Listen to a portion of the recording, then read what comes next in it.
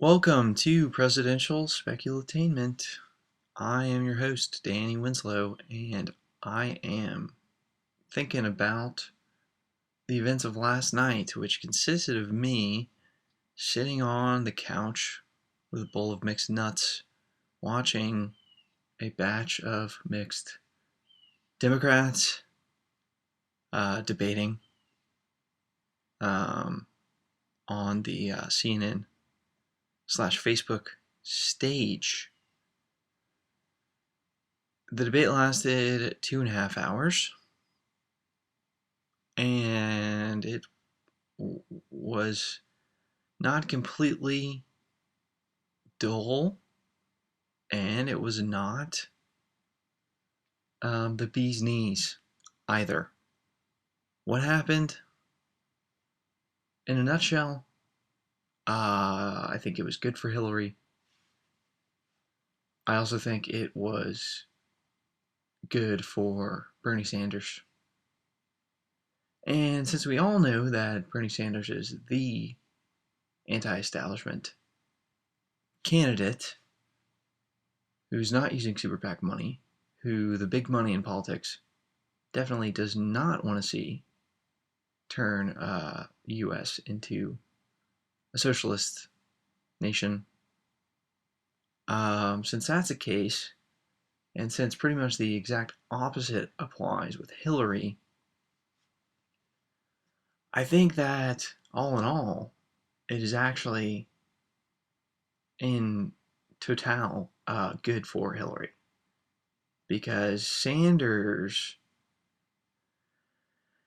just speculating here, might actually be drawing more of his support not from Hillary, identity politics voters, but from the other three on stage.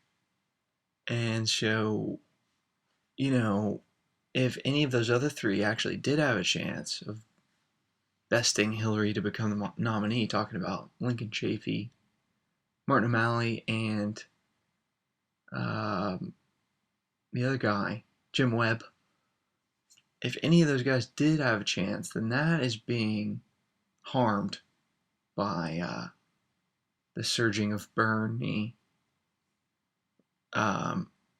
speculatively, right?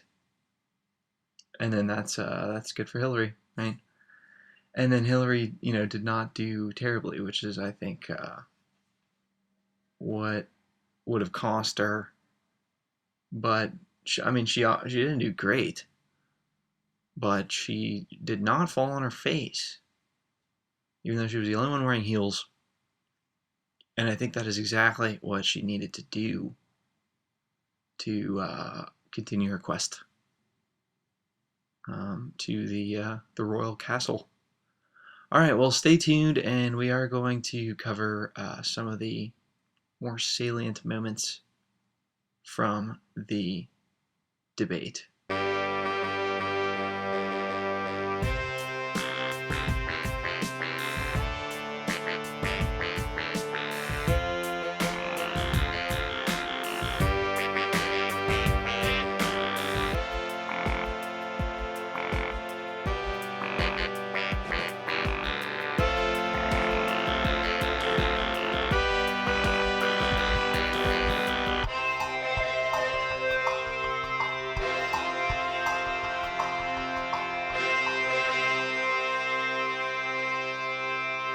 Starting off, let's have a listen to Mr. Martin O'Malley, the Irishman, who I think really summed up a lot of what the debate was with his closing statement.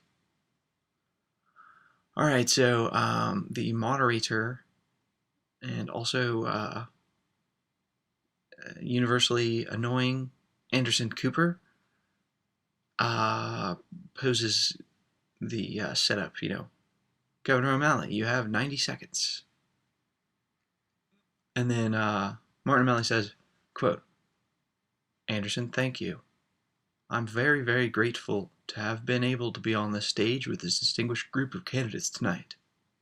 And what you heard tonight, Anderson, was a very, very, and all of you watching at home, was a very, very different debate than from the sort of debate you heard from the two presidential Republican debates. On this stage, you didn't hear anyone denigrate women. You didn't hear anyone make racist comments about new American immigrants. You didn't hear anyone speak ill of another American because of their religious belief. What you heard instead on this stage tonight was an honest search for the answers that will move our country forward. Close quote, blah, blah, blah, blah, blah, blah, blah, blah, 100% clean electric energy by 2050, attack injustice, more people employed, cities rebuilt, children educated. All right. So this is definitely a Democratic debate. But, you know, I think that statement encapsulates what is an important distinguishment about the Democrats in this particular race for the presidency, which has to do with a subject on a lot of people's minds, including my own lately: political correctness. Now, I've been kind of tossing back and forth over the last several months, right? Since I started this whole thing in June of 2015, thinking about, yes, obviously, political correctness. It's bad. But let's go further. I mean, what level is it bad on? And what are the stakes? Can it become so bad that fill in the blank? I mean, like, what can we qualify and quantify the toxic nature of political correctness? Or can we just, can we simply find a way to explain why it's bad? And I think that this is it. I mean, as I said before on this program, it's about context, and we all like to be correct. Being correct is better than being incorrect. If you want to be correct in your professional field, and you're a politician, then you probably should be politically correct. But the most of us are not in the business of politics. That's not our profession. And so, what reason do we have to be politically correct? Long story short, we don't have a reason. And when it does come to context, you can be correct in one context and you can be incorrect in another context. For example, you can be a feline, right? One of these small cats. Let's say you're one of these cats and your owner gives you like a perm every month, and you get the wet cat food in a can, and you have bows in your hair, and you travel first class in the airplane flight with your owner. You have had your claws removed, but you live in your little carpeted structure, right, in the sunroom, in your little estate, right, in the suburbs. You don't go outside. You play with catnip, and that's about as wild as you get. So, as a cat, as a small feline, are you correct or incorrect? You are correct domestically, but you are naturally incorrect. Because if you got stuck out on the foothills with all the other small cats, or in the alleyways, or wherever, you could not kill a rat and eat it, to survive, because you don't have any claws. You're declawed. You're only correct in one context, whereas you become incorrect in the other. If you're politically incorrect, this is my conclusion, and then I will stop rambling about this defining element of the whole thing. If you're politically correct, more often than not, I've noticed, you are humanistically incorrect. That's great. I'm glad you've checked off all the political boxes to achieve whatever political aims you wanted to. But on a basic human level, you're doing something inappropriate. And your behavior is incorrect. I'm sorry. So I think that that's how people need to respond to calls for political correctness. Is, you know what? Given the choice between being a politician or a political animal and just being a human who would just like to interact with my fellow humans on a human level, I'll be a human. I'll just go ahead and be a human any day. Right? I'm not running until 2032. Okay? So, you guys got my word on that? Alright, okay, first off, Lincoln Chafee was a very proud man at the debate. Here's what he had to say. Quote, I'm very proud that over my almost 30 years of public service, I've had no scandals. I've always been honest. Have the courage to take the long-term view, and I've shown good judgment. I have high ethical standards. Close quote. So I like how having no scandals means you have high ethical standards.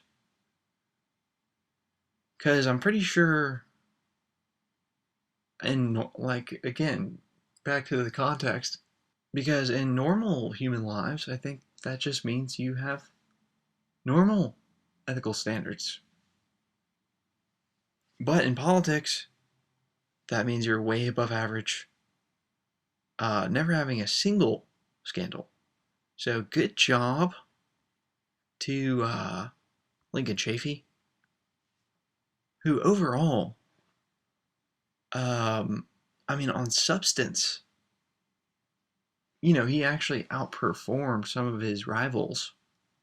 Like opposing the Iraq War, for instance, when he was in the Senate, saying, quote, I did my homework, close quote. And somehow he had, he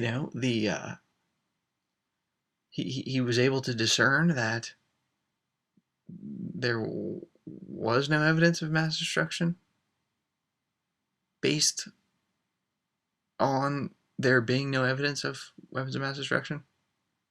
So from that lack of evidence, he was able to discern there was a lack of evidence, voted against it. All right, Martin. So, he's really he's showing himself to be sort of head and shoulders above his rivals on a few issues. But overall, his performance was poor, I think he's got a little, his shoelaces are tied a little too neat. And he wasn't the greatest, speaker. And he was kind of jerky, kind of jerked around. He even jerked out of the frame of the camera at one point when he was speaking. And also, I think he has a smiling coach, and but he's just smiling very frequently. I mean, an unnaturally frequent amount of smiling. Um, or maybe it's sort of a remote controlled smile button that's been implanted in Lincoln Chavy's brain. Okay, so cutting to brass tacks here. The first thing everybody wants to know, of course, is about the gossipy stuff, petty issues. And on that note, the emails of Hillary Clinton were definitely addressed. But we did not see the kinds of black eyes, bloody lips, and, makeup to cover the bruises, to quote the Dixie Chicks, that you may have expected from some of Hillary's rivals. And on the contrary, they took the classy route, which really, took a lot of the fun out of it. But we did get one case of a bit of an evil witch laugh from Hillary, so I am going to describe that here. Okay, alright, so Anderson Cooper's talking, after the commercial break. Quote, the questions continue. We begin with Secretary Clinton. Secretary Clinton, you are going to be testifying before Congress next week about your emails. For the last 8 months, you haven't been able to put this issue behind you. You dismissed it. You joked about it. You called it a mistake. What does that say about your ability to handle far more challenging crises as president? Close quote. Okay, so Clinton's answer is, quote, well, I've taken responsibility for it. I did say it was a mistake. What I did was allowed by the State Department, but it wasn't the best choice. And I have been as transparent as I know to be. Close quote. Oh, so first of all, Hillary's voice has really reached a certain level of nails on a chalkboard. Someone needs to get that woman some tea with a little dash of honey. But I'm just confused, simply put, because what does that mean, that last bit? And I have been as transparent as I know to be. I just don't hear that expression, that turn of phrase in my day-to-day experience as I know to be. As judge. All right. Well, okay. So is anyone else gonna take a shot? Well, yeah. Sanders is given his chance to have a go. Okay. The question here. Well, actually, Sanders. Well, okay. Clinton just gets done defending herself, and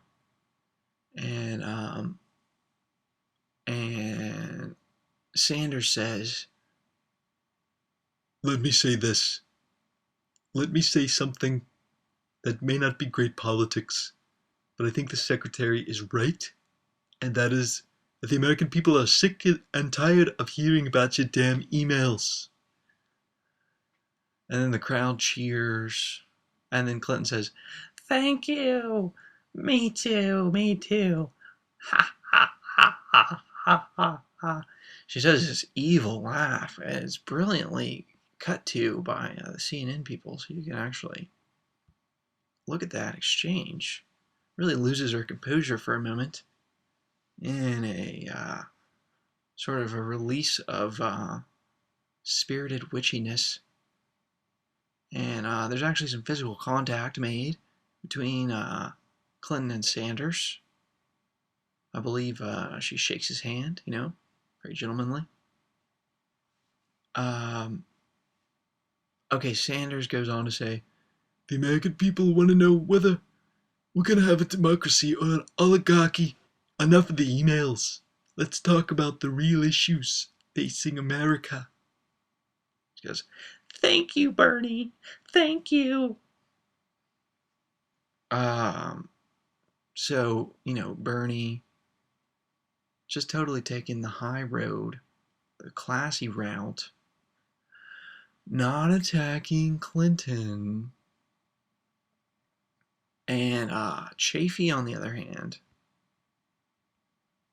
we get kind of the same opportunity given to him. Question is, Governor Chafee, for the record, on the campaign trail, you've said a different thing. You said this is a huge issue, standing here in front of Secretary Clinton. Are you willing to say that to her face?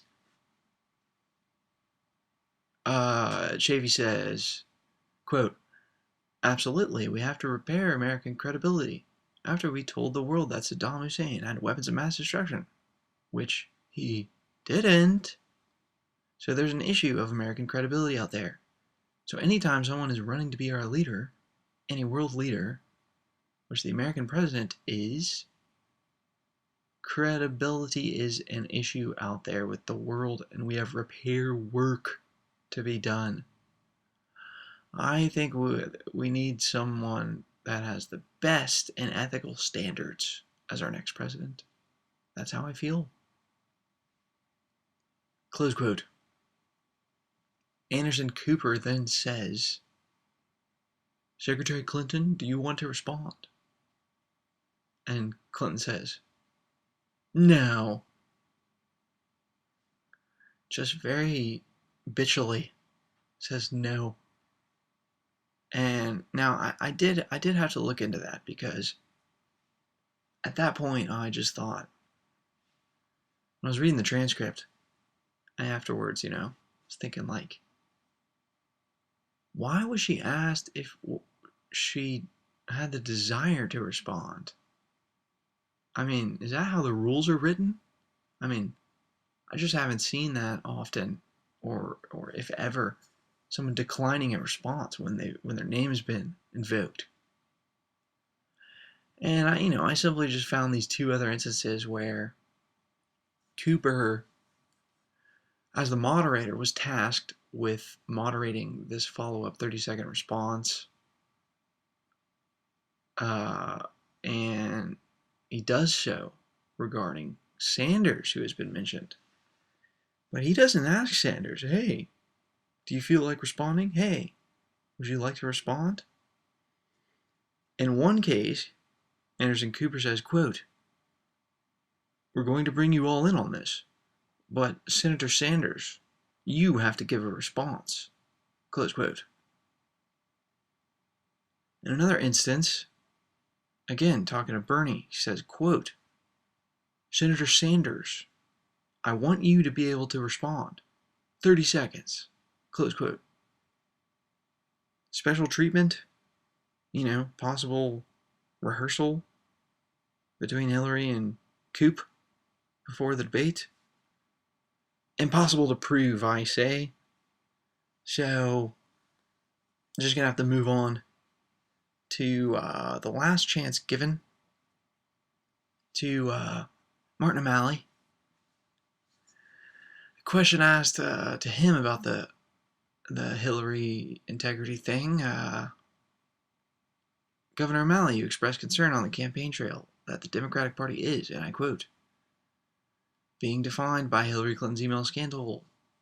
You heard her answer. Do you still feel that way tonight? And, O'Malley, much like his political correctness speech in his closing statement, just in that same tone says, quote, I believe that now we're finally having debates, Anderson. that we don't have to be defined by the email scandal and how long, what the FBI is asking about. Instead, we can talk about affordable college, making college debt-free, and all these issues. Which is why, and I see the chair of the DNC here, look how glad we are actually to be talking about the issues that matter most to the people around the kitchen table. We need wages to go up, college more affordable. We need to make American 100% clean electric by 2050. Close quote. So it's like, give me a break, you know?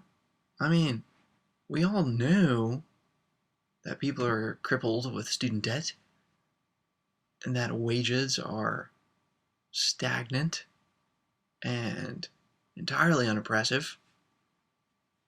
I think Martin O'Malley pointed out I think, awfully salient statistic. I'm paraphrasing here, but he said 70% of American families in the last 14 years have seen zero wage growth.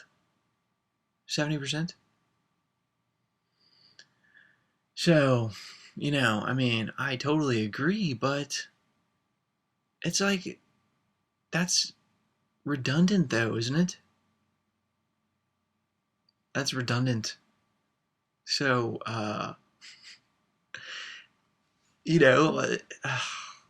it's like, duh, those problems are there. But isn't it also a problem if you're trying to fix those problems, but then you assign the fixer of the problems as somebody who has shown by their behavior that they can't fix problems ethically because they don't follow rules? Can we just address that just in context? But no, apparently with some of these candidates, as you frequently will see in the art of politics, there is no context. There is no nuance. Everybody is nice to each other all the time. There is no addressing an element of human nature that is ugly, that is less than flattering to everybody. Right? I mean, we can't hurt feelings, can we? I would say that Clinton does not give the same classiness to Martin O'Malley, though, which is definitely notable, because she just has to get a little bit petty, saying, quote, I have to say, I was very pleased when Governor O'Malley endorsed me for president in 2008, and I enjoyed his strong support in that campaign. And I consider him, obviously, a friend. Close quote. A friend. Is that how you treat a friend, Hillary? Right? You're making him look like an ass. Revealing that he had endorsed such a witchy candidate. And then you got the nerve to say that he's a friend. So please give us all a break. All right, now you might think, boy, this far on in the podcast, and where's the CNN criticism? Because, with Fox News, it was right out of the gate. The second one, I played pretty nice with CNN, but I am going to have to hold their feet to the fire a little more for this televised event. Because, is it just me, or is CNN racist? Anderson Cooper says, I want to talk about issues of race in America.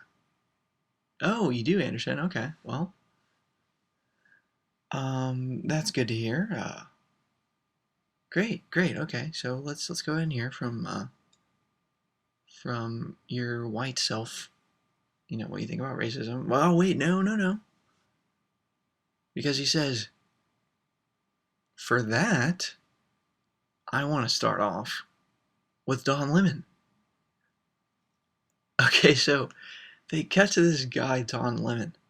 He's standing out like where the crowd's sitting in the debate. Don Lemon's a black guy. Never seen him before this moment in the debate.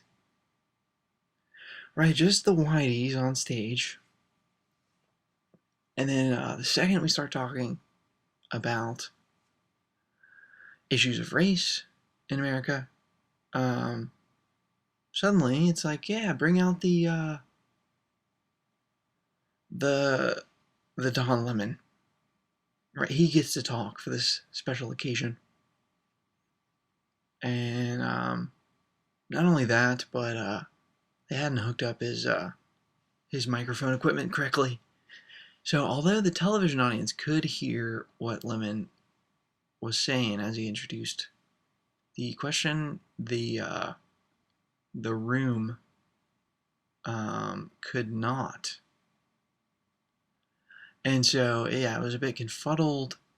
And then, so basically CNN just cut right to the video, which was another one of these, like,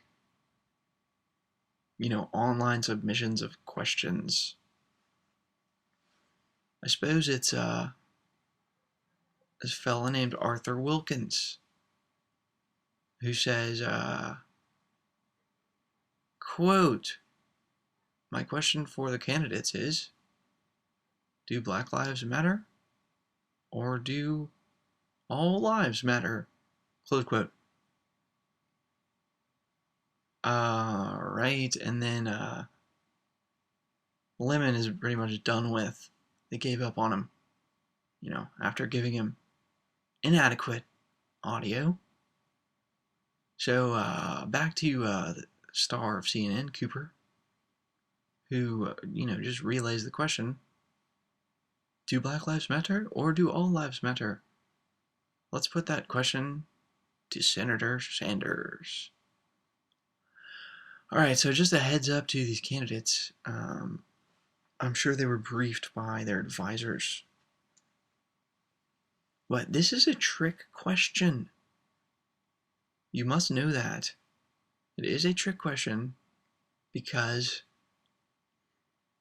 it's really two separate questions that can both be answered with a yes or no. The trick is that these two independent questions are fused together and presented under the premise of being an either-or question. In other words, a yes for one of them would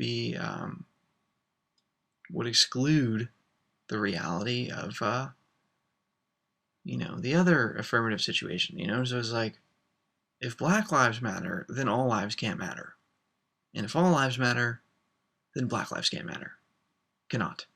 So that's the premise, which is a trick premise, as I just went over. But Sanders is wise to the trick. He's not going to do anything politically incorrect, and so he just says, Black Lives Matter. Governor O'Malley, in answering this question,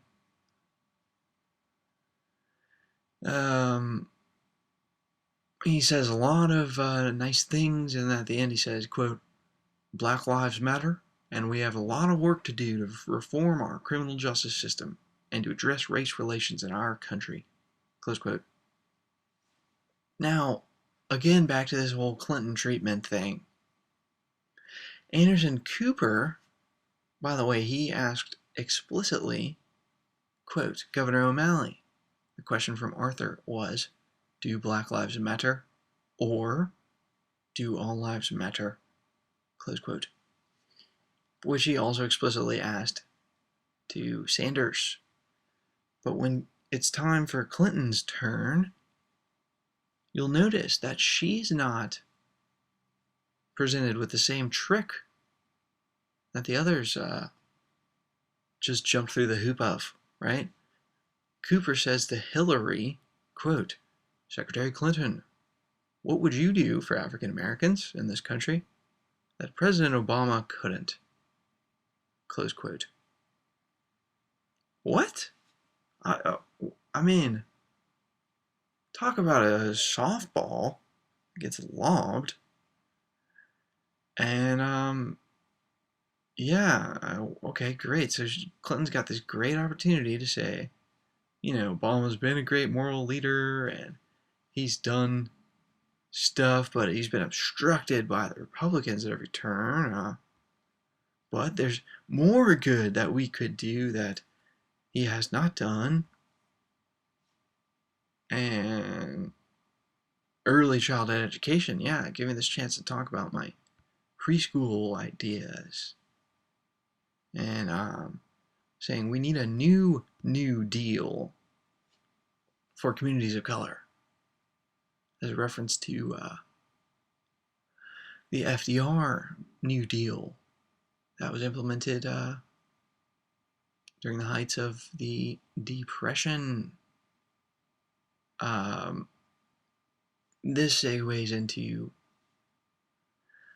Jim Webb's answer, and he's not asked the explicit question. He is simply given the prompt, Senator Webb, and then he says, because Clinton's been going on and on, Webb says, quote, "I hope I can get that kind of Tom here. As a president of the United States, every life in this country matters. At the same time, I believe I could say to you, I have had a long history of working with the situation of African Americans." Close quote. And he discusses, his career as a lawyer. And interestingly, in a separate question to Jim Webb, he's asked, quote, "Senator Webb, in 2006, you called affirmative action state-sponsored racism. In 2010, you wrote an op-ed saying it discriminates against whites. Given that nearly half of the Democratic Party is non-white, aren't you out of step with where the Democratic Party is now?" Close quote. All right, first of all, Cooper, no, he's not. He's out of step with where the Democratic Party is about to be, right? Because you said it yourself, it's nearly half of the Democrats are not white, not over half. Okay, so he's not out of step, but he will be if the tune changes a few percentiles. And also, why are you acting like it's a hypothetical premise? It's officially discriminatory against whites. I mean, that is the basic premise of the science behind affirmative action. So everyone gang up on Whitey because he ganged up on us for a while. Now it's our turn. Webb, I thought, made a good point because he actually, normally it's all minorities versus whites, but he actually pits this issue in a different way. Like, hey, African Americans, don't you guys think that Latinos are kind of riding on you guys' coattails, and Asian Americans and all the rest of it? He brings up this great point, which is that tons of groups have been discriminated against in the U.S. Just off the top of my head, I mean, Irish and Italian and Polish immigrants, who are all, quote, white, by the way, were discriminated against when they first arrived, weren't allowed to get good jobs, called smelly, called hairy, called all sorts of names. But the African Americans have been discriminated against by the state itself. by law, not just by individual citizens, but by the letter and the spirit of the law with the institution of slavery. And other ethnicities have not had that experience. And so Webb, oh my goodness, he says something intelligent about this, saying, quote, "As a clarification, I've always supported affirmative action for African Americans. That's the way the program was originally designed because of their unique history in this country with slavery and the Jim Crow laws that followed. What I've discussed a number of times is the idea that when we create diversity programs that include everyone, quote, of color other than whites, struggling whites like the families in the Appalachian Mountains, we're not being true to the Democratic Party principle of elevating the level of consciousness among our people about the hardships." Close quote. And, just the whole tune, the whole out of step, the whole, what it does the Democratic Party represent these days and everything. I think in aspiring to get along with the Democrats, and this is Jim Webb, who was previously a Republican, and Lincoln Chafee was also a, quote, liberal Republican, but he says we're not being true to the Democratic Party principle of elevating the level of consciousness among our people about the hardships. So I guess that's a Democratic Party principle, right?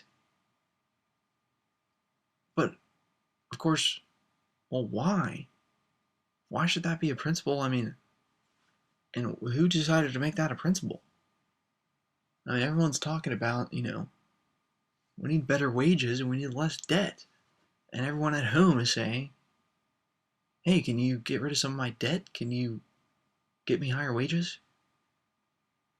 But then these guys are up there saying, well, our job, I'm not going to say our job is to improve your economic situation.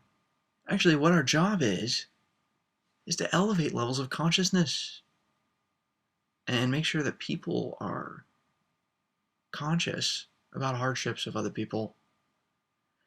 It's like, no, that's the job of, like, your yoga instructor, right? Maybe you're,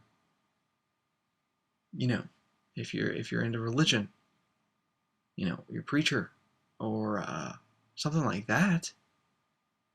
You're a policymaker, man. So why are you trying to gather everyone into a kumbaya circle? Why don't you just make some policy to raise our standard of living? Speaking about CNN's appearance of racist media practices, let's just go to another moment from Anderson Cooper. Okay, at this point we've had an all-white show of moderators. A brief cameo was given to a black correspondent whose audio equipment did not work. And so, we're back.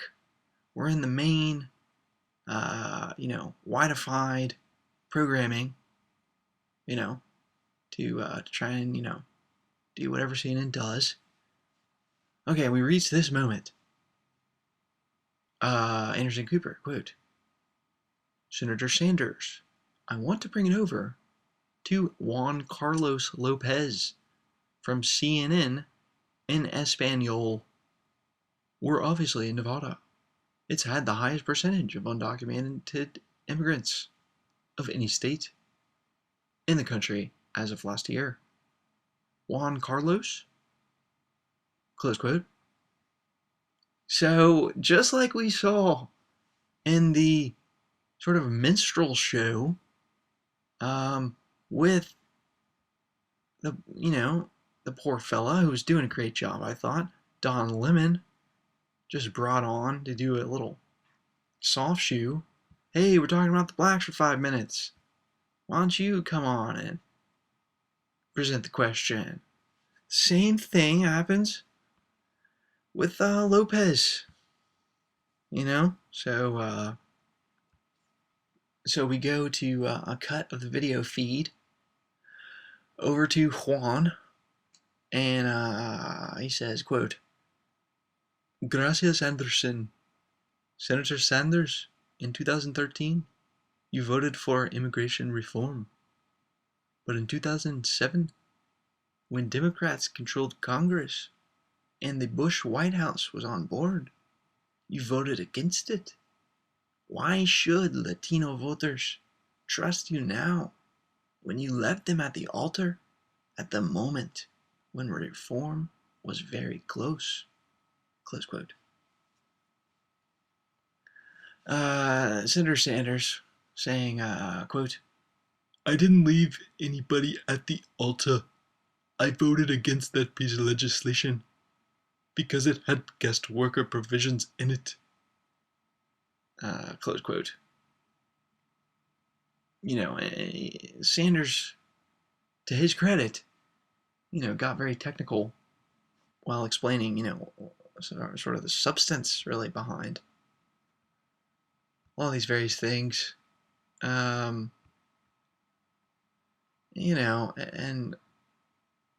it's like, it's so obvious. It's so obvious, the level of, I don't know what. When CNN brings somebody on their programming, right, and just says, all right, you have one job, okay? You get to ask a question that's about your race, okay, and then you're done. All right? We're going to pay your fee, union negotiated fee, and then you go on your way and you don't say anything bad about us. We see that twice. 2 major minorities. And, I was shocked that, and surprised, frankly, that there wasn't an Asian correspondent to get asked about that. And it's just like, I don't know. It just seemed paternalistic. Like CNN was the plantation master, and they were obviously running the show. And the only reason why these gentlemen were able to be featured was because the boss said so. And that was just 100% clear. If you couldn't see that, then, well, maybe you are naive. So I was about to kick off my top favorite moment in the debate, and then continue on down the line with all the issues that I thought were worth mentioning. But yeah, with this much time in though, and I just don't think it would be gentlemanly if I just barreled through, issue by issue, the real meat of the substantial discussions from the debate. So I am going to save that for the next episode, as well as plan to do a in-depth episode on Sanders and Clinton. Good job, Clinton. You're on your way. CNN, I'm very disappointed in your behavior. And Sanders, you gotta work on that temperament. Even though I know you're so old, it's probably, too late. But we're going to talk about that more on your own special episode. All that and more here at Presidential Speculatainment as the heat really begins to pick up on the campaign trail for 2016.